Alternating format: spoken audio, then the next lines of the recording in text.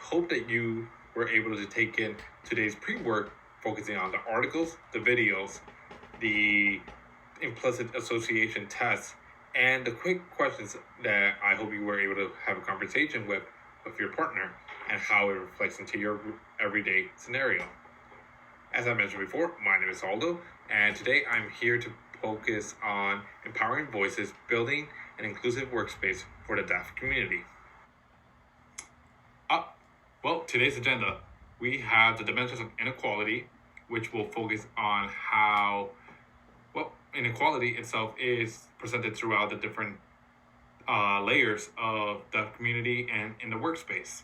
We will also be focusing on deaf culture and how it empowers the deaf community and how it should also be a form of ways to be inclusive more into the environment.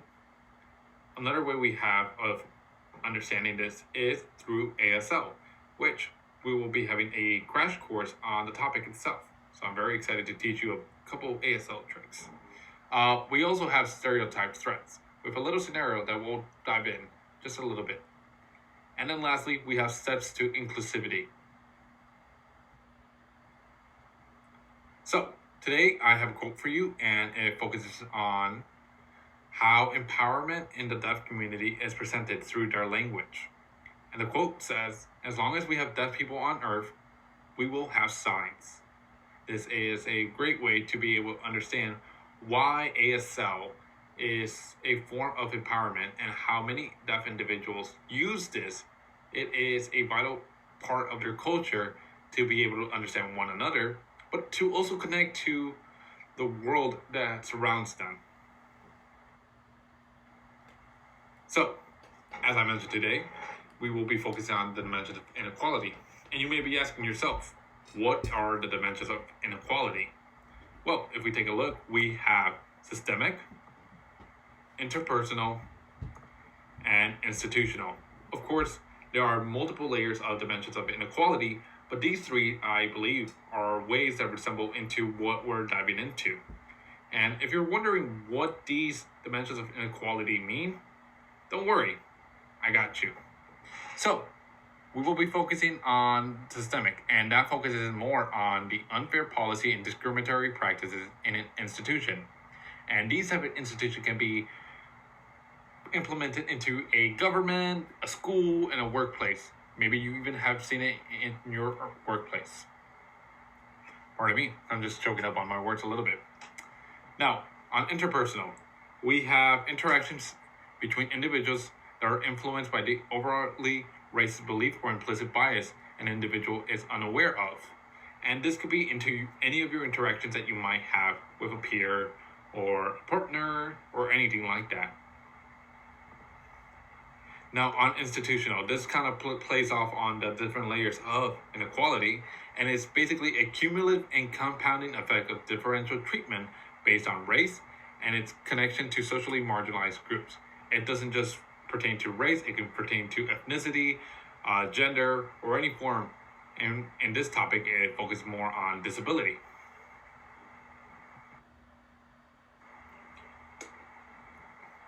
So you might be wondering, why are we focusing on the deaf community? Of course, there are multiple different socialized, marginalized groups, but the deaf community itself, which we will see, make up about 15% of the adult population in the United States. So that's roughly around 500,000 to 2 million people. Now, of course, there are potentially more deaf individuals each day, and this is not reflected into the census. So this is a rough estimate of how much they make up the population. Now, along with that, 48% of members of the deaf community are employed in the United States. That's less than 50%. And keep in mind that the growing population of the deaf community is constantly growing.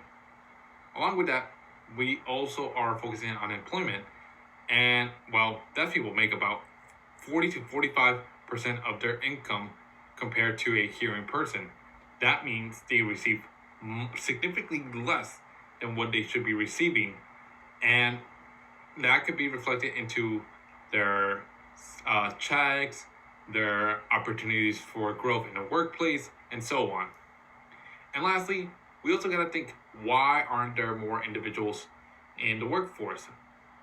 There's absolutely a need for work and all that. But if we take a look, 1/3 of deaf students reported receiving poor post-secondary advice and are limited from employment. So that means that they aren't receiving advice on regarding like where they should be going to college, if they should even be going to college, where to find unemployment, an advisor, those type of scenarios. So, in order to understand the deaf community, we need to have a little crash course on the deaf culture. So, this is a vital part of the deaf community for you to be able to understand. There are two founding fathers in the deaf community. There is Thomas Hopkins Gallaudet, who's an American deaf individual, deaf/hearing, hard of hearing, and there's also Laurent Clenc, who's a deaf Frenchman. And these two were individuals who met along the journey of life, and Laurent Clenc actually taught French Sign Language to Thomas Hopkins Gallaudet, and Gallaudet recognized early on the need to be able to implement a language of their own into their own country, but also how there's a lack of education for it.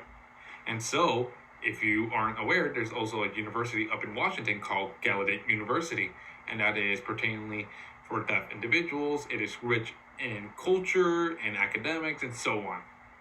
Now, as I mentioned before, regarding Gallaudet University, this goes on to education. Gallaudet University is located in Washington and has the largest population in the deaf community of students attending college. Now, along with that, the way that it plays into education is that ASL, quick fact, ASL was prohibited for 100 plus years up until 1970. So what does that mean?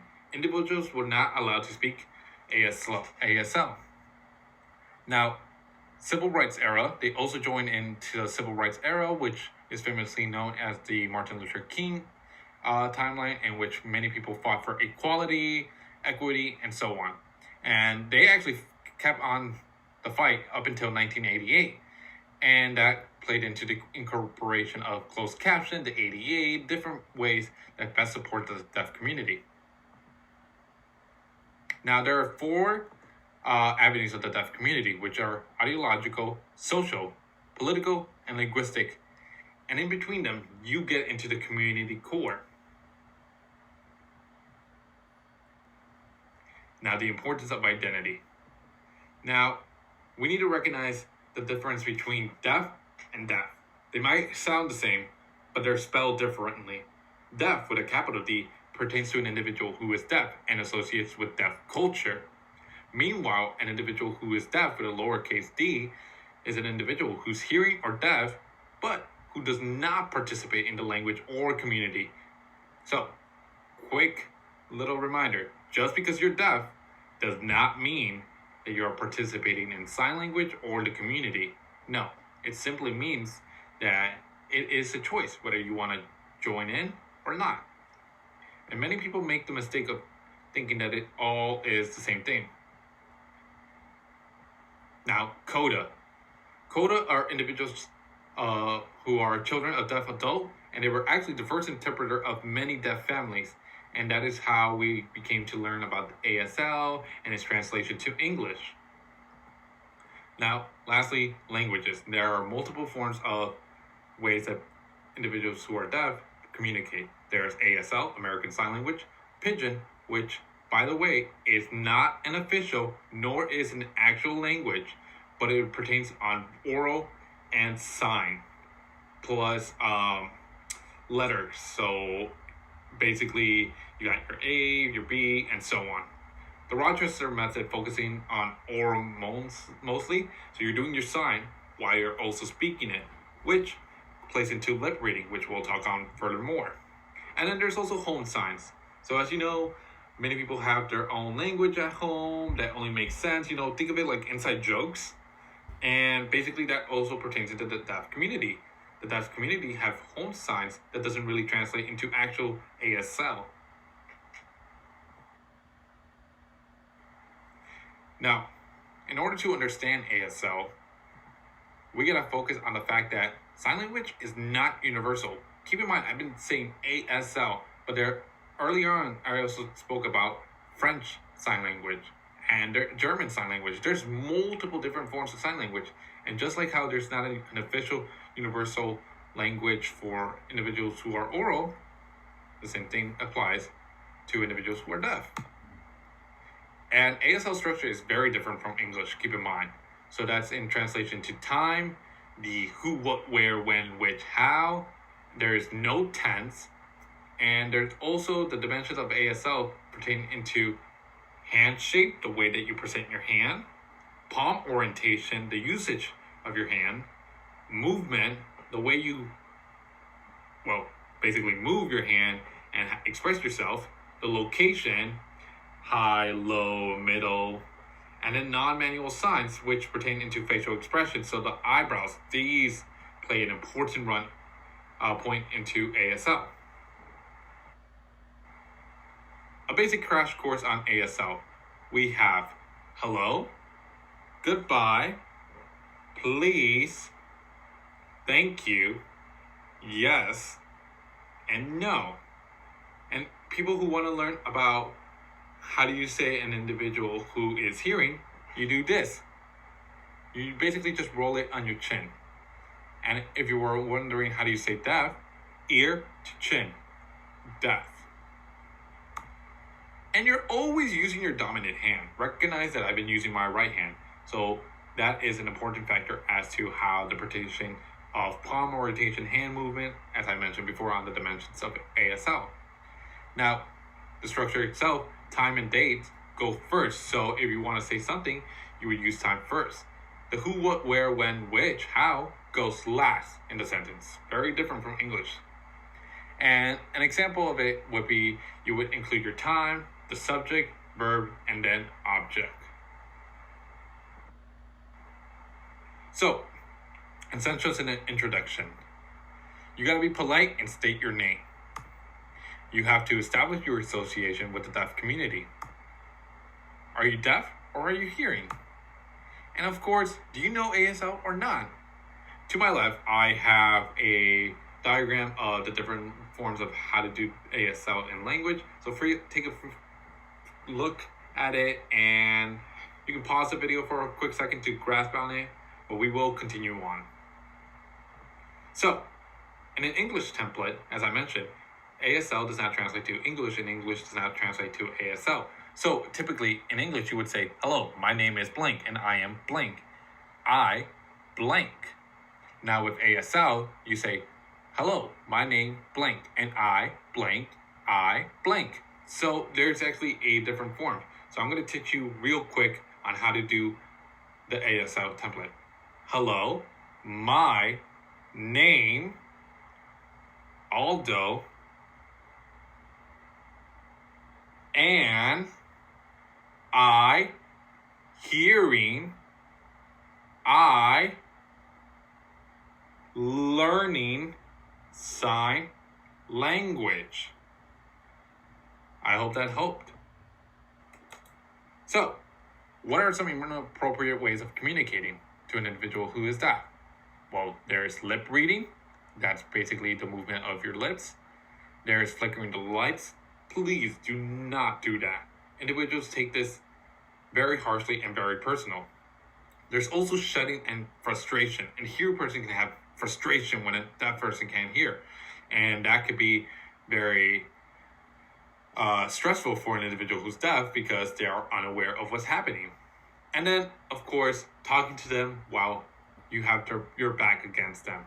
How are they supposed to communicate and know what you're saying if you don't have your face presented to them?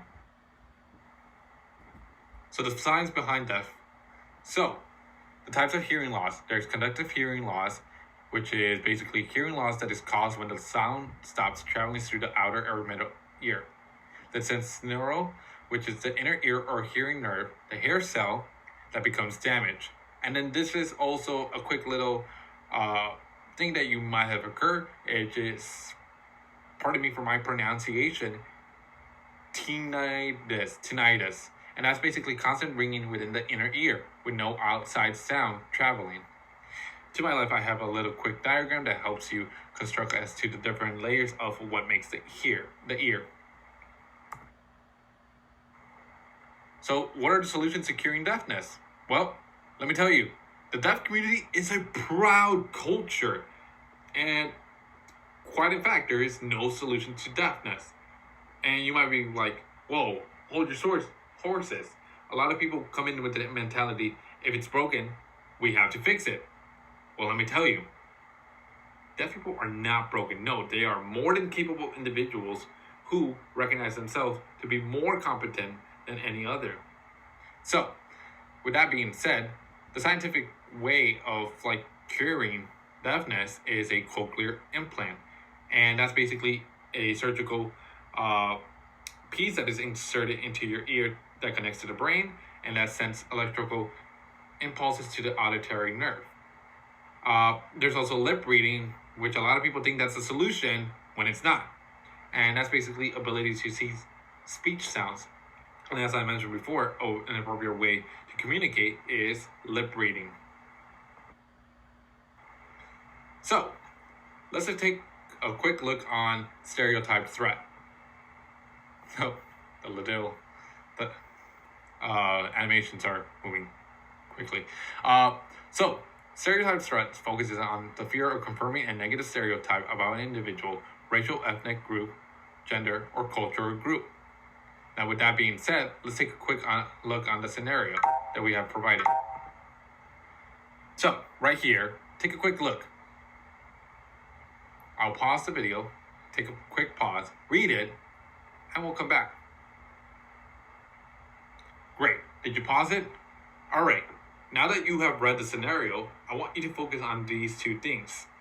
First off, how does this confirm into a stereotype threat? And secondly, what are the appropriate approaches in order to empower individuals who are deaf that have been constantly in this situation?